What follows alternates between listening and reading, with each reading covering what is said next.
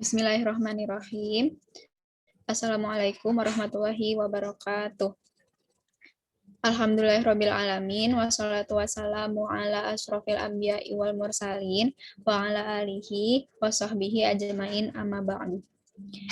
Puji syukur kehadirat Allah Subhanahu wa Ta'ala, karena Dialah yang telah memberikan kita nikmat kesehatan pada hari ini. Dan tidak lupa juga salawat serta salam kita panjatkan kepada baginda Nabi Muhammad SAW beserta keluarganya, sahabat, dan pengikutnya.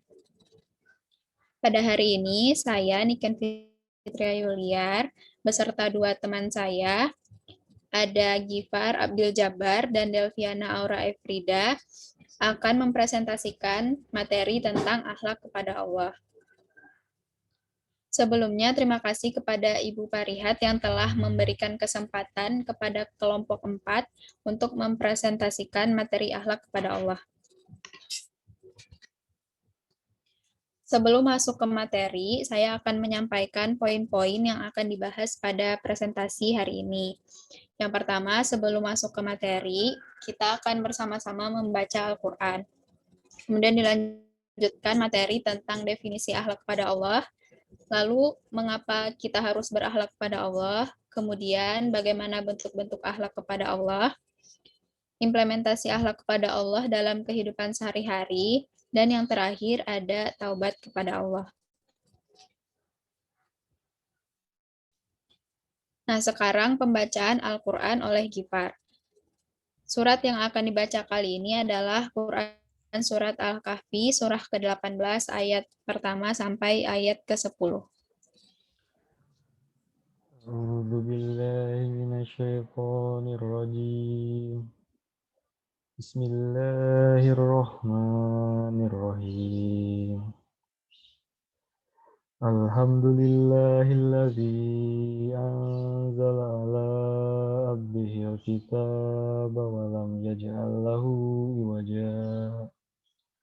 Qayyiman liyunzira ba'san syadidan min ladunhu wa yubashshiral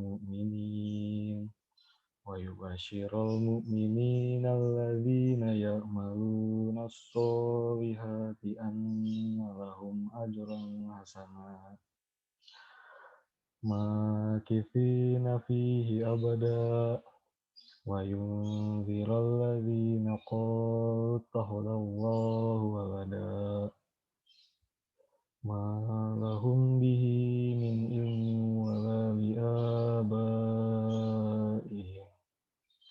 kaburat kalimatan takhruju min afwahihim yaquluna illa kadhiba fala'allaka ba'i'un nafsaka ala atharihim illam yu'minu bihadzal hadithi asafa inna ja'alna ma'alal ardi zinatan laha linabluwahum ayyuhum ahsanu amala wa inna laja'iluna ma'alaiha sa'idan zurja am hasibta an ashabal kahfi warraqimi kanu min ayatina ajaba إذ أوى الفتية إلى الكهف فقالوا ربنا آتنا من لدنك رحمة وهيئ لنا من أمرنا رشدا صدق الله العظيم.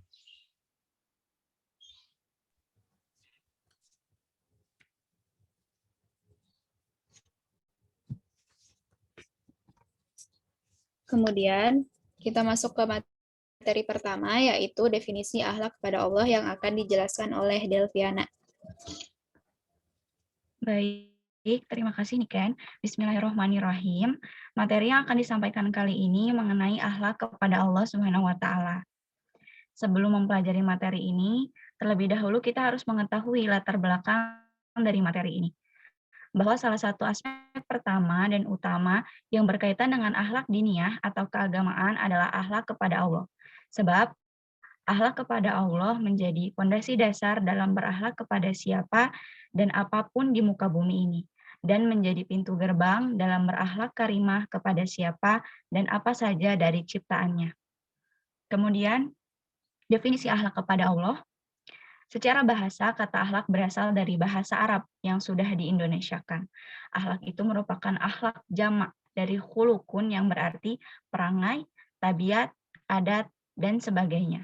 Sedangkan menurut istilah bahwa akhlak merupakan kehendak jiwa manusia yang menimbulkan suatu perbuatan dengan mudah karena kebiasaan tanpa memerlukan pertimbangan pikiran terlebih dahulu. Salah satu dari definisi akhlak ini adalah akhlak kepada Allah. Akhlak kepada Allah itu diartikan sebagai adab dan sopan santun seorang hamba kepada Allah. Ataupun dengan kata lain, bahwa adab dalam berhubungan dengan Allah itu yang bersifat ubudiyah, ritual, maupun muamalah, dan titik tolak akhlak terhadap Allah adalah pengakuan dan kesadaran bahwa tiada Tuhan melainkan Allah. Selanjutnya.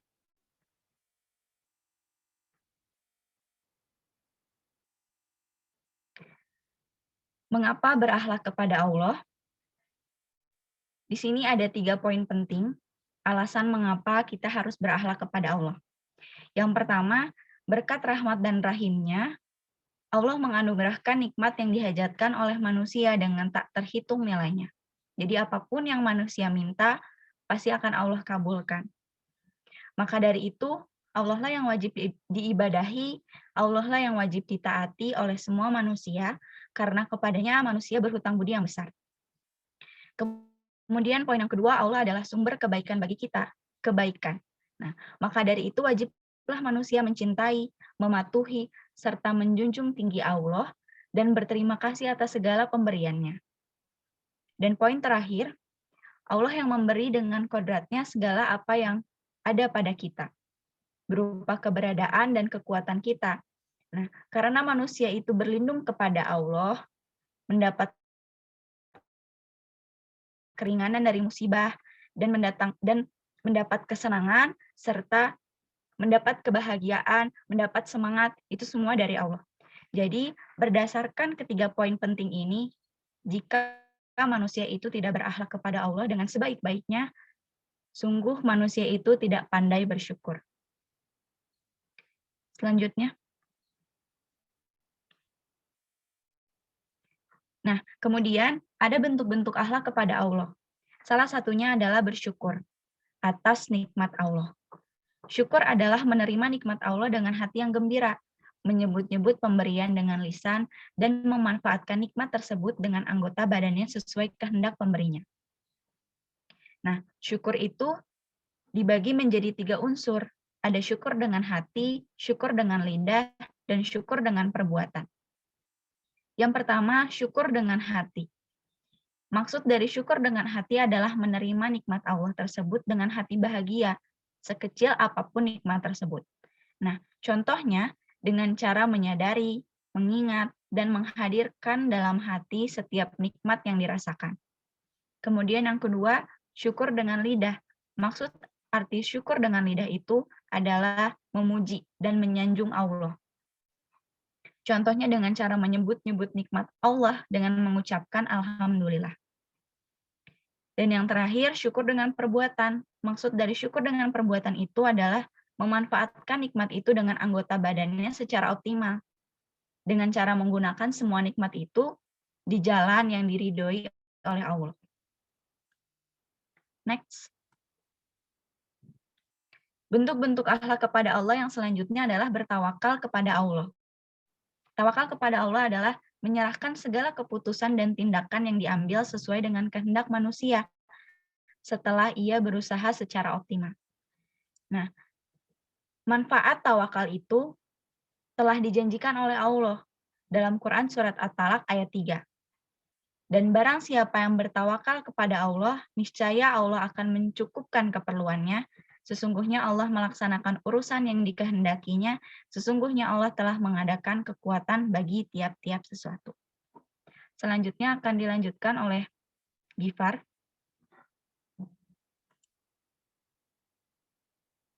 Oleh Niken. Baik, terima kasih Delviana. Selanjutnya ada pembahasan tentang implementasi akhlak kepada Allah dalam kehidupan sehari-hari. Sebenarnya implementasi akhlak kepada Allah dalam kehidupan sehari-hari ini telah banyak terdapat di ayat Al-Quran maupun hadis-hadis yang diriwayatkan. Nah, salah satu contoh-contohnya itu akan kami paparkan. Yang pertama itu ada dalam Quran Surat Al-Ikhlas, surah ke-12 ayat 1-4, yang berisi tentang mentauhidkan Allah. Nah, tauhid itu sendiri berarti mengesahkan Allah atau menyendirikan Allah. Baik itu dalam urusan rububiyah atau ibadah seperti sholat, puasa, baik dalam asmanya, nama-namanya, dan sifat-sifat Allah. Kemudian ada terdapat di dalam Quran Surat Luqman, surah ke-31 di ayat 13 yang berisi tentang tidak berbuat syirik atau mempersekutukan Allah. Jadi ini masih ada hubungannya dengan mentauhidkan Allah. Nah, menyekutukan Allah di sini itu dapat diartikan dengan menyekutukan Allah dengan selainnya dalam hal ibadah,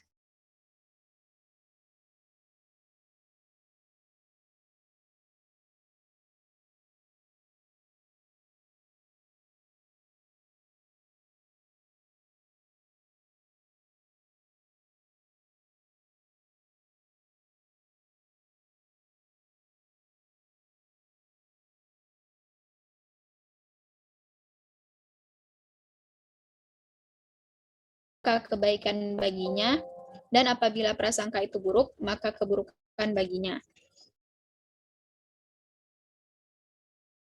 Ketiga ayat 102 itu ada berisi tentang bertakwa kepada Allah. Bertakwa di sini itu dimaksudkan sebagai memelihara diri dari siksa dan murkanya Allah dengan cara menjalankan kewajibannya dan menjauhi segala larangannya. Kemudian yang terakhir ada dalam Quran Surat At-Tahrim ayat ke-8 yang berisi tentang bertaubat kepada Allah. Nah, Allah itu senang melihat hambanya yang bertaubat kepadanya, yang senantiasa beristighfar kepadanya, lalu menyesali perbuatannya dan tidak mengulanginya.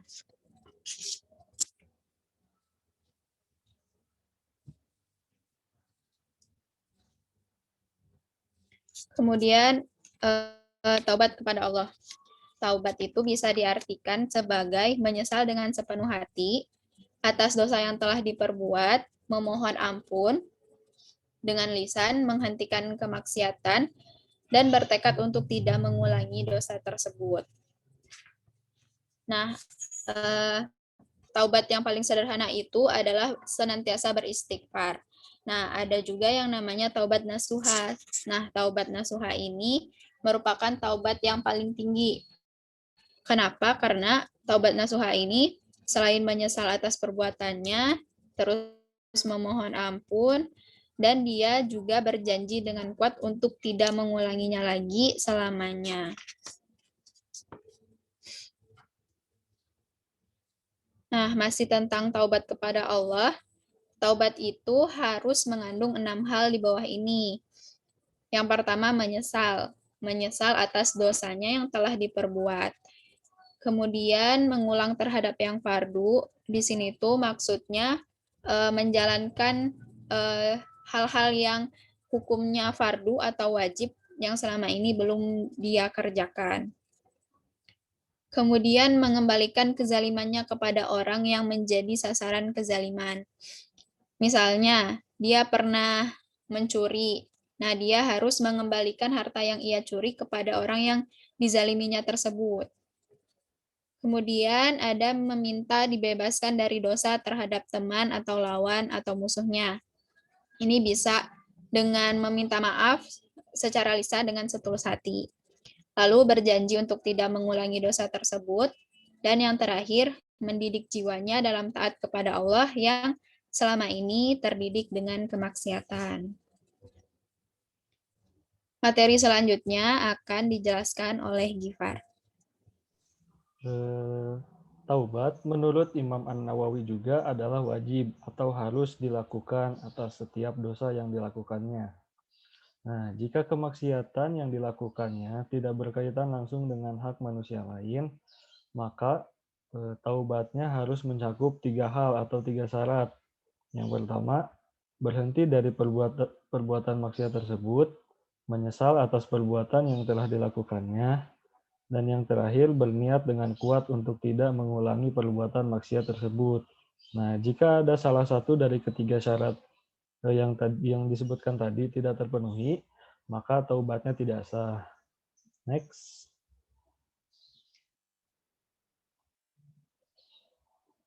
Kemudian, jika kemaksiatan yang dilakukan berkaitan dengan hak-hak manusia lain, maka syarat taubatnya ada 4. Yang pertama, berhenti dari perbuatan maksiat, menyesal atas perbuatan yang telah dilakukannya, berniat dengan kuat untuk tidak mengulangi perbuatan maksiat tersebut, dan meminta dibebaskan dari hak orang lain. Hak di sini yang bukan berupa materi atau benda yang pernah dilakukannya, seperti jadi permintaan maaf atas gibah atau tuduhan serta fitnah yang pernah dilancarkannya kepada seseorang, atau jika itu berupa barang atau benda, maka orang yang bertaubat itu harus mengembalikannya kepada sang pemilik atau menggantinya. Jadi setiap dosa yang dilakukan mesti ditaubati. Maka apabila seseorang bertaubat atas satu dosa saja, maka ia boleh jadi diampuni atas dosa tersebut. Sedangkan sisa dosa-dosa lainnya belum selesai dan harus ditaubati. Next. Nah, jadi kesimpulan dari materi ini adalah akhlak adalah kehendak jiwa manusia yang menimbulkan suatu perbuatan dengan mudah karena kebiasaan tanpa memerlukan pertimbangan pikiran terlebih dahulu. Kemudian, akhlak kepada Allah diartikan sebagai adab dan sopan santun seorang hamba kepada Tuhannya, baik dalam ubudiyah maupun dalam menjalankan amanah yang diembankannya, atau adab dalam berhubungan dengan Allah, baik yang bersifat ubudiyah maupun muamalah. Maka dari itu, haruslah kita berakhlak kepada Allah, karena berkat rahman dan rahimnya, Dia telah menganugerahkan nikmat yang dihajatkan oleh manusia dengan tak terhitung jumlahnya. Maka wajiblah kita sebagai manusia untuk mencintainya, mematuhinya, menjauhi segala larangannya, serta berterima kasih atas segala pemberiannya.